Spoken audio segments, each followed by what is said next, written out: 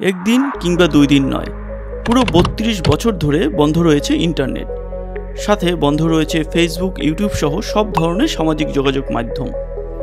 এই 2024 সালে এসেও আপনার কল্পনাকেও হার মানাবে যে পৃথিবীতে এখনও এমন একটি দেশ আছে যেখানে কোনো ইন্টারনেট নেই।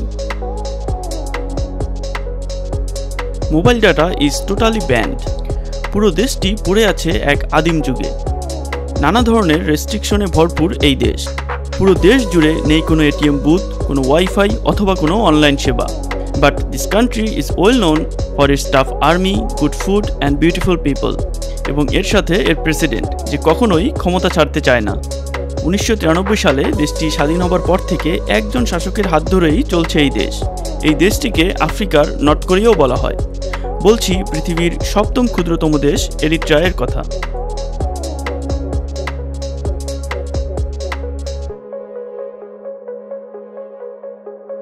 এই দেশে ভ্রমণ করা হয়তো কখনোই আপনার জন্য সহজ হবে না, কারণ এখানে ভিসা নীতি খুবই কঠোর। হয়তো এর থেকে অনেক সহজে আপনি আমেরিকার ভিসাও পেয়ে যাবেন। এই দেশটি একসময় ইতালিয়ান উপনিবেশ ছিল, যার কারণে এখানে অনেক ইতালীয় আর্কিটেকচার দেখতে পাবেন। সাথে পাবেন অনেক ইতালিয়ান ফুড। তবে এই দেশটি এতই রেস্ট্রিক্টেড যে এখানে পাবেন না কোনো ইন্টারনেট, ওয়াইফাই, এমনকি tourist are not allowed to buy any SIM card. কোনো লোকাল সিমও আপনি ব্যবহার করতে পারবেন না। তবে পুরো দেশটি খুবই পরিষ্কার পরিচ্ছন্ন। আপনি আরও অবাক হবেন, পুরো দেশটিতে সকাল 8টা থেকে সন্ধ্যা 6টা পর্যন্ত কোনো বিদ্যুৎ থাকে না। এরিট্রিয়া প্রায় 60 বছর ইতালির উপনিবেশ ছিল, যার কারণে এর রাজধানী আজমারাকে বলা হয় দ্য লিটল রোম। এছাড়াও এই আজমারা সিটি ইউনেস্কো এর ওয়ার্ল্ড হেরিটেজ সাইটের অন্তর্ভুক্ত। বাইসাইকেল এখানে অন্যতম একটি প্রধান যানবাহন। এখানের লোকজন খুবই ফ্রেন্ডলি। ম্যাক্সিমাম লোকজনই ইংলিশে কথা বলে থাকে।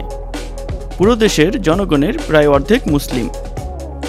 1993 সালে দেশটি স্বাধীন হবার পর থেকে অনেকবার নির্বাচন হবার কথা থাকলেও বারবার পিছিয়ে এবং বাতিল হয়ে এখন পর্যন্ত একজন শাসকের অধীনেই পরিচালিত হয়ে আসছে এই দেশ।